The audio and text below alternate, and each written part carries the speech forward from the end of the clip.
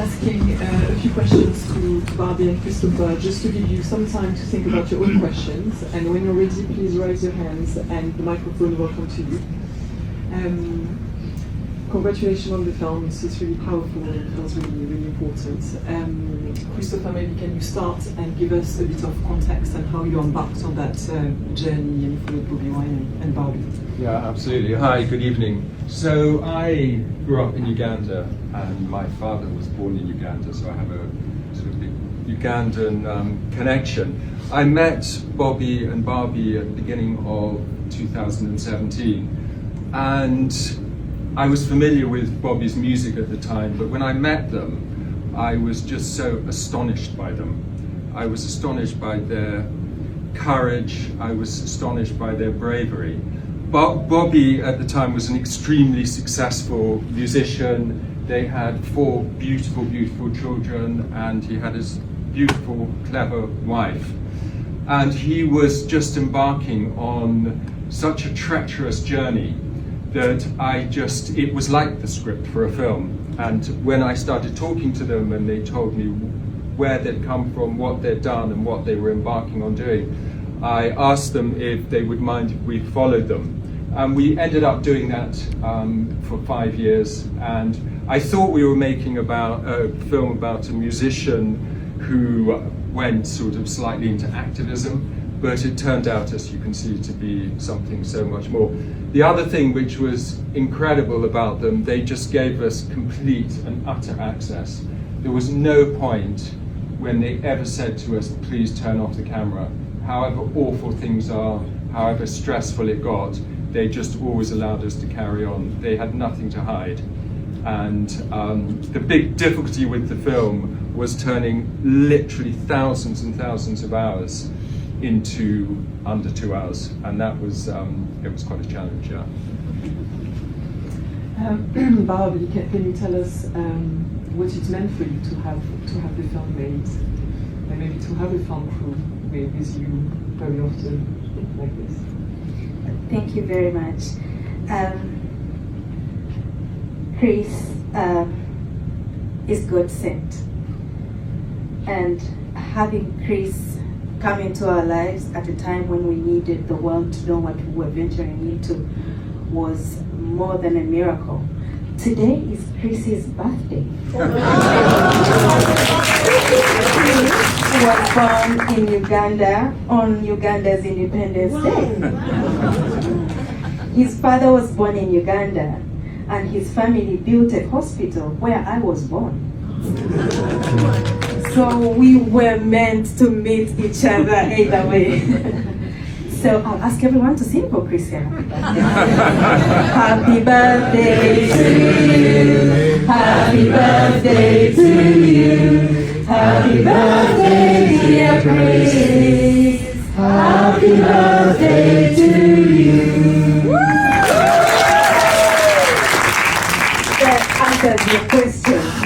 It is for Chris that we are here and that our lives are being shown to the world and that the people of Uganda's voices are being shown on a bigger stage. So Chris just did a good job and we are grateful for his life. Thank you. I'm sure you've got many questions. So please, there is a question at the front, so the microphone is coming. Sorry. On the third row.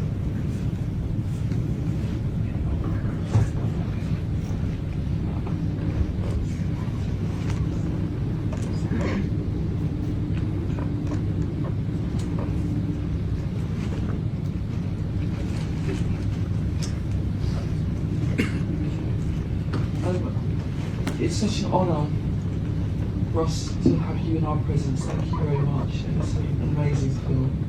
This is a slightly trivial question, partly because I'm a DJ. Is there a soundtrack to the film that's available? Because it's an amazing soundtrack. Yeah, I can answer that. Yeah, there will be. We've actually been putting together a soundtrack for the film. We just need Bobi to make sure he's completely happy with it. And when the film comes out, there will 100% be a soundtrack to the film, yeah. And also you should listen to all of Bobi's music, it's incredible. incredible.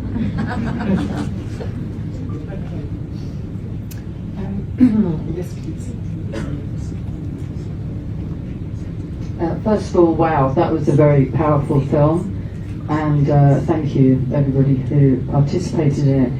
As I was watching it, the thing I was kind of like expecting like everybody to be killed and disappear, you know, like a complete, total, extreme situation. And what was really kind of disturbing was the way that it was like swinging between, seemed a bit free, but then just when you got anywhere close to anything, you'd be shut down, but it was kind of secretive. Could you say something about the modus operandi, or that you feel is in place in terms of that form of oppression? Because there are many different forms of oppression, but it's quite specific, and I think you captured it very well in the film. This sort of, it wasn't hard to pin down, but at times it was. You could see how maybe the outside world could go, well, it doesn't look that bad, but then it is. We have, like all dictators, the dictator in Uganda is smart. He is inclined on staying in power at all costs. He uses the primitive and the new ways of torture, and so he uses them in equal measure. He will make you feel like right now you're free to do your work, but then he will leave the trap just ahead of you and get hold of you and create the most pain you've ever felt. Some of the things they do to torture us are visible, some are not. For example, they use Pegasus to follow our phone calls. They know who we are talking to. They know where we are. That the world never gets to see, unless somebody does some behind check and then comes and says, these phone numbers are tapped by Pegasus and I have evidence. They have these primitive ways of following us. They have this boda, which is a motorcycle. We call them bodas at home. There's this person following you everywhere you go. And you know them, that those ones are spying on you. They tell them where you are, who you saw, what you're doing. They're in schools torturing our children from there. Then there are these others where they will be speaking to your people, the people around you. They bribe them. Can we give you some money and sort you out so that you just leave that guy to do the things alone? He is putting you in trouble. Some the world sees, some the world doesn't know, but he is always busy. And he is working every day. But the people won't let that happen. They will keep pushing. That's why you see even when they captured everybody on the campaign trail, they took 100 and something people into custody. The next morning, there was a group of young people willing to come to that same trail and move on with the campaigns. So they are not giving up. We are not giving up until Ugandans are free. I'd just like to add something to that. We filmed a huge amount of people who've been tortured, and we filmed people who've been tortured in a medieval way. We filmed people who had had their fingers removed. We had filmed, just horrific stuff. And we actually, in the editing suite, we were editing for 2 years, we made a decision that we didn't want this film to just be a catalogue of horror, and it could easily have been a catalogue of horror, to the extent when Bobi saw it for the first time, he said, "You've made them look quite good." And we thought that the film would be far more effective and it would be a better platform for Bobi and Bobi and all the wonderful Ugandans if we showed it through their eyes. And just seeing endless torture, it's so horrific, but it's not as powerful as understanding the pain through people who you get to know in the film and you end up loving in the film. And it's far more effective. And we just hope that, but just believe me, what's going on in Uganda is just horrific. It's really horrific. If I could add a little bit on what Chris said, we still have abductions happening. They find young people, our supporters, leaders, elected. They get them, they take them for more than 2 weeks, and we demand for them publicly. They never say they have them. When they come back, they have scars, they have broken skulls, they have broken arms, limbs. They can't walk on their own. So the abductions are happening. Even yesterday, a leader called Mahmoud was abducted. We have a Ugandan journalist working with the BBC. Her whole family was abducted, a family of 7. Because they can't get her, she lives outside of the country.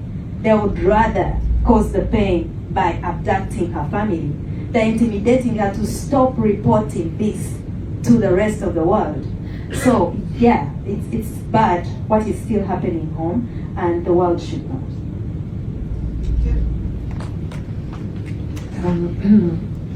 Yes, please. Thank you. My question goes to Bobi.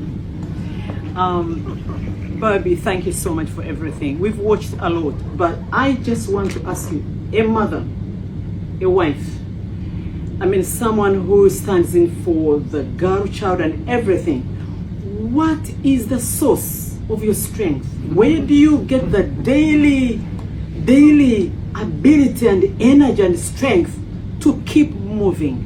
What's the source? What's the secret?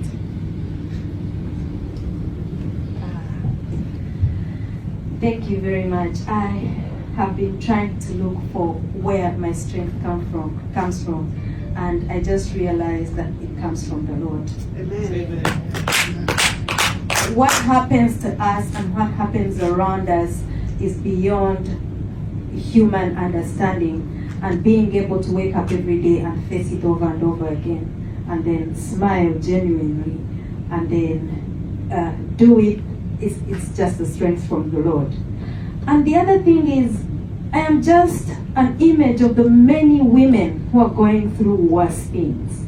We all know that there are women whose husbands were captured, who don't know where their husbands have been for 3 years. Their children are dead, and they are going through worse things than mine.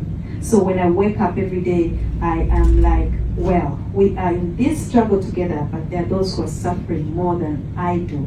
And if I have the chance to stand and speak for them, I can't start walking backwards. I have to stand there and speak for them. So the other thing which gives me the strength is because I know that I need to speak for more women going through more worse things than I do.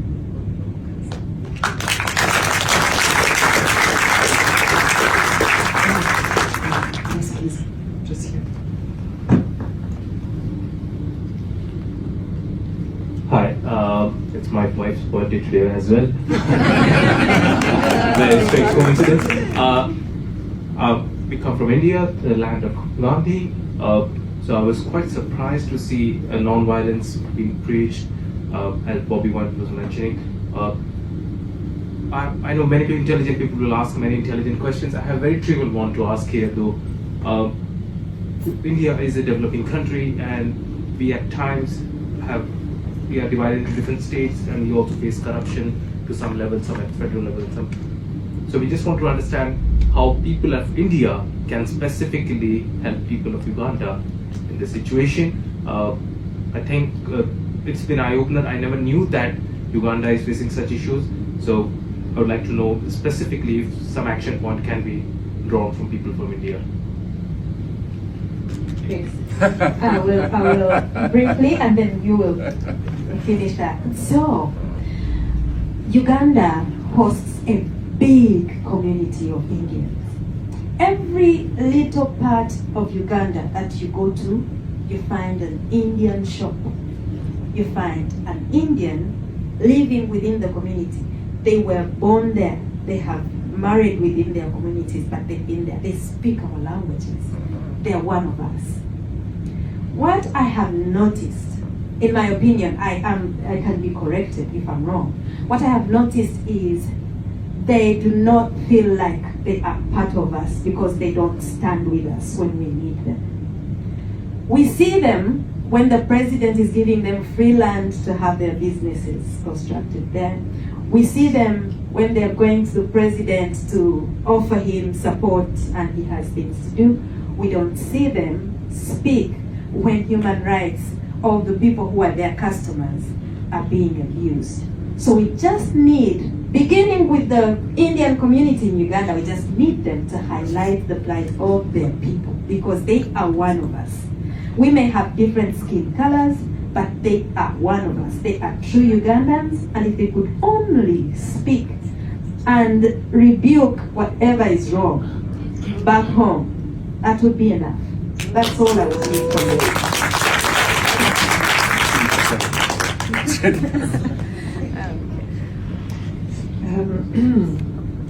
You've got too many questions. Well, the lady just. Sorry. I think this film would be hugely motivating for many other countries in Africa.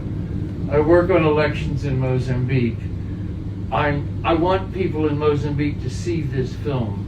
How do we get this to Africa? How do we get this onto the web in Africa? Nobody could pay for the rights for this in Mozambique, and yet the opposition needs to watch this film. How do we do that? I couldn't agree with you more. I mean, everyone said, you know, who were you making this film for? I think we were making it for two people. One, we've been very disappointed by Western governments. What typically happens is you have these fraudulent elections. They happen in America, England, the EU, everyone comes out and says, you know, that was totally flawed. There was no, as you saw in the film, there was no people monitoring the election at all. And then the governments come out, and then within a month, it's business as usual, we're back to square one. So one thing we wanted to do was get a Western audience to realize what their governments are supporting and that it's not right. And then secondly, very importantly, we want to give Africans hope. And in Bobi and Bobi, you have two true African heroes. I was in Zimbabwe not so long ago, and I was talking to a very prominent Zimbabwean there, and he said he met Bobi, and he said, I think I've just met the man who's going to change Africa. I think these guys have the ability to have a massive impact on Africa. And we're going to do everything we can to make sure Africans can watch this film. I'm sure there'll be a lot of resistance. Obviously, the regime in Uganda has a lot of friends, and they'll do everything they can. But it's very, very difficult to stop films getting out. And as much as you try, you know, people have ways of watching it. And I think this film, you know, it might end up being, you know, in markets or whatever. But if people want to see something, they see it. But we will, and we've thought about various ideas about doing tours and going round and showing it to people who wouldn't normally be able to see it. I mean, nothing would give me greater pleasure than, you know, having a truck and going through Mozambique and showing it to as many people as possible. And all that sort of thing is would love to do that. But yes, it's more important for Africa than it is for the West, because it's a film about them. Yes, please.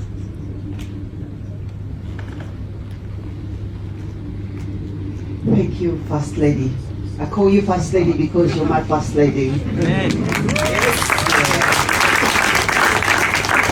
My name is Lane Sharps, and I really, really want to appreciate the fact that you're looking after our president and their first daughters and sons.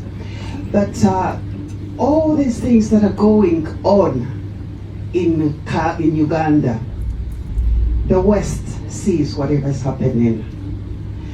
And I remember that I think one of the things that removed Idi Amin on power is because they had put a limit on him so that he couldn't travel anywhere, he couldn't get anything.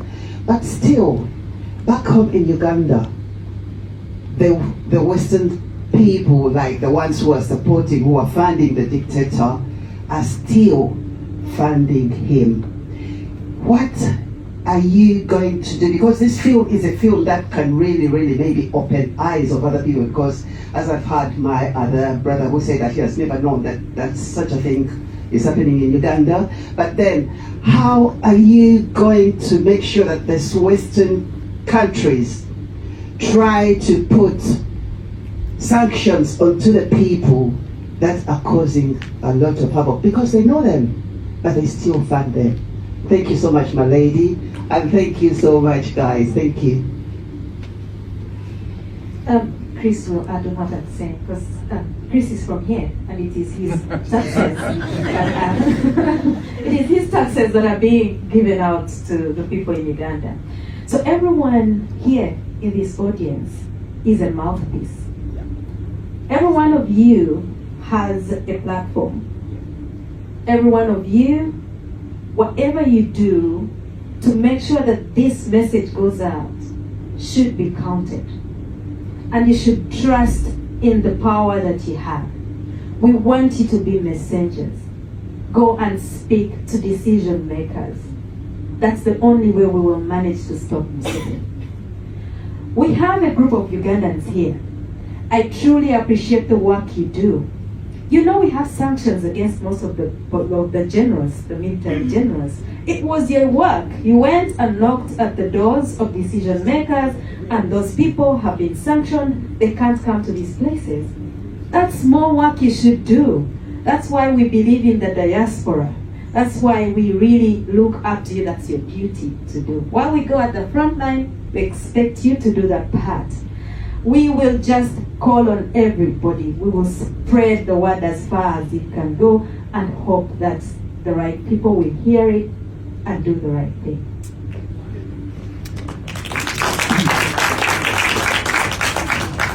Yeah, I mean, I think that's completely right. I mean, there's a lot of, when someone's been in power for 36 years, there's a lot of business interests.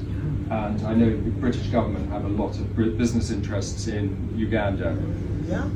And it's it just makes it, their will's not in it. America funds the Ugandan government well over £1 billion. The EU gives them £1 billion, and the UK, I'm not sure of the exact figure. $1 trillion just about 5 days ago. Yeah. But so what ends up happening is they'll give regimes like Museveni's regime money on the condition that they'll send 6,000 troops to the AU to fight in Somalia, so they're doing stuff, and Museveni's very good at that. They're doing stuff which the West wants them to do, but the fact that 44 million people are oppressed doesn't really come into their calculation. So it's really up to you. I mean, I kind of feel we've done what we can, and it's really up to the public because it's your taxes. There is a question in the kind of 5th row, just here. Yeah. No, that was that. That gentleman has been that gentleman there so many times.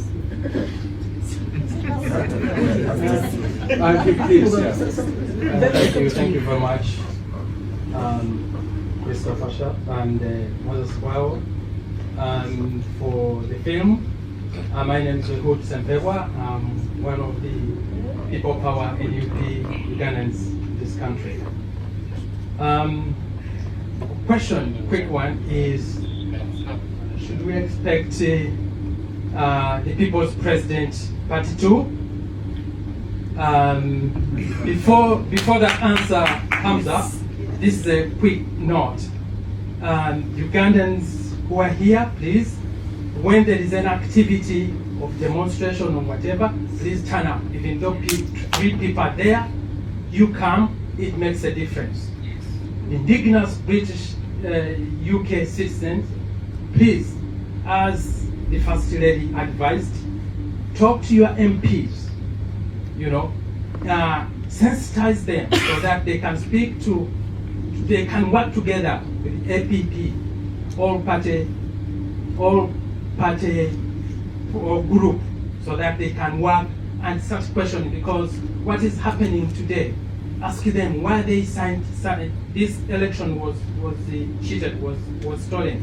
But today, the MOD is signing another agreement to train soldiers in Uganda to do what? To kill Ugandans.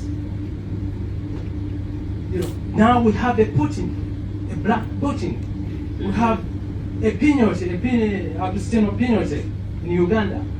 This is the black-faced Museveni, must be stopped, because what he has done in the Great Lakes is untold, is unbelievable. Thank you very much. So much to say that. Sorry.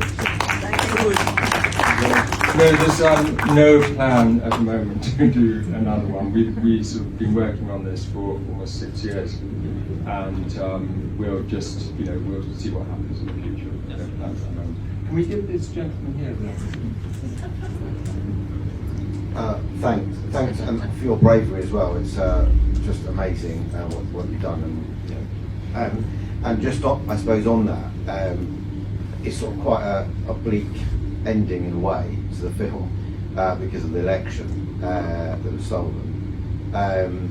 So sort of what is next, and how are you galvanising opinion and all the opposition and people in Uganda? And you've talked a bit about, which I partly was going to say, about how to what's the request of the West. But is there anything more that you think that the government should be doing that you could add to that, what you said already? And I personally I know some MPs myself, and I will raise this with some members of the foreign Parliamentary Select Committee, Foreign Affairs. Yeah, I'll pass over to Bobi, but I'm responsible for the bleak ending of the film, so I'll tell you why.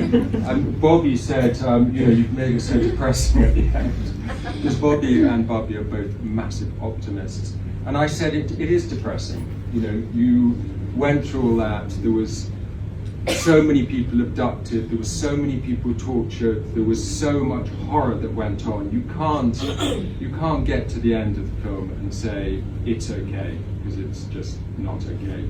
So I think, I hope it wasn't too depressing at the end, and I think with these guys, it's never too depressing because they're such optimists. And throughout making the film, I just always expect Bobi to be killed. And I remember my wife saying to me, "Are you prepared for that?" And I said, "I'm not prepared for that at all." But it was always a possibility. We just knew that at any moment that might be the end. And he's very much alive, and he's going to keep going. So,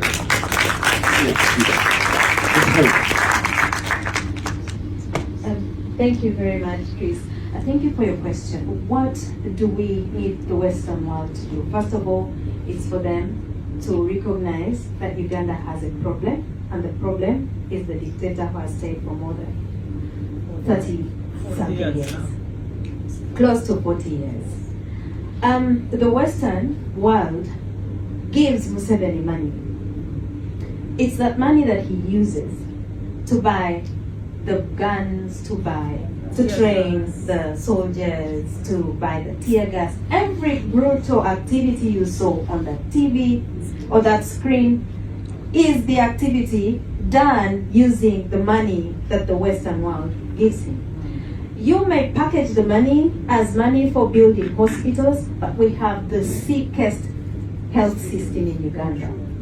You send money to build schools and to educate our children. Now we have less than 70% of children going to school, currently. You may send the money to build roads, but you do not want to drive on Ugandan roads right now. You send money for whatever reason, it never does exactly that what you send him to go and do. So what we request is, if you are to give Ugandans money, we don't say don't bring it. We say give it to the beneficiary. Follow it to the dot. Don't just hand it over to the Kutesas of this world. That's it. And please give them sanctions. They work.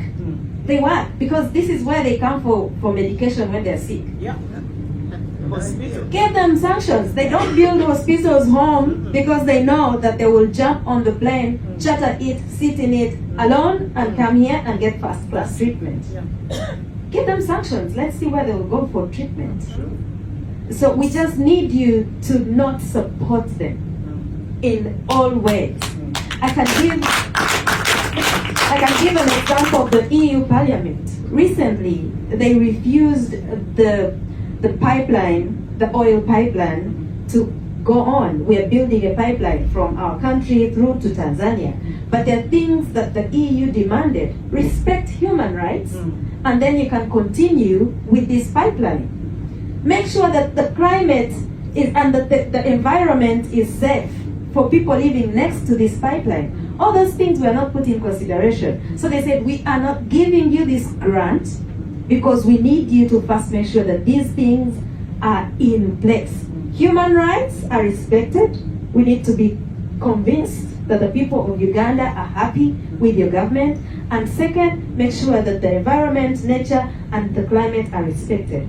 But do you know what our president is saying? He's saying, to hell with what you're saying. The pipeline will go on. He is not saying, oh yeah, I may be 40, we need to improve in those areas. No, he is adamant. So we just need the governments here to give preconditions for every little coin that comes home. Bring home the money, but follow it up. Yeah.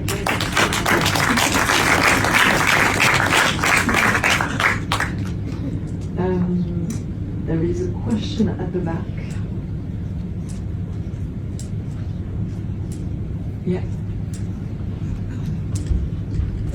Thank you very much to the producers, and thank you everyone that's here today. Thank you for attending.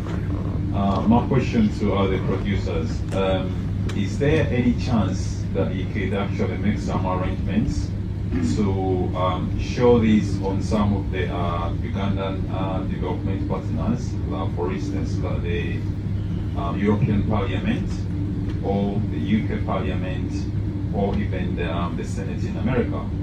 If anyone here is a lawmaker, if they reached out to you and actually they requested you to make such arrangements, is that something that that will be possible? Thank you. Yeah, very much so. Yeah, no, we would. So I don't know if you probably realised from the screen, but the film has been acquired by National Geographic, Disney, which is fantastic. It means the film's going to be seen by a huge amount of people. And we're just beginning to talk to them about other things we can do, but it's exactly what you said. I think that's super important, and I'd also love to do things like screenings at Harvard, screenings at SOAS, screenings that be really good to get lots of young university students to see this film and bring the situation in Uganda onto their radar. But yes, that's what we want to do.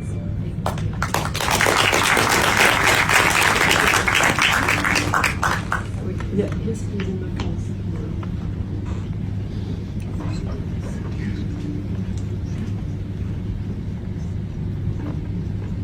It's nice to see you, First Lady. Thank you so much, the producers, for making this film. My question is for Chris and your team. Are your lives safe? Because the dictator is a friend of the Western world. And the last thing the Western world needs, especially here in the UK, is to be exposed. So how is that going down? Yeah, I just think that our situation is so irrelevant compared to what these guys have been through, so I'm really not thinking about myself at all. My co-director, Moses Boweo, showed extraordinary bravery. He was often right on the front line during the election, and he's actually in America at the moment applying for asylum. So that just shows you, if you are going to do, if you're going to speak out, you are going to be in danger. But I'm not really concerned. I mean, I should be. I don't know, but I'm not really concerned about myself. But I'm concerned about all those people in Uganda and what they're going to do.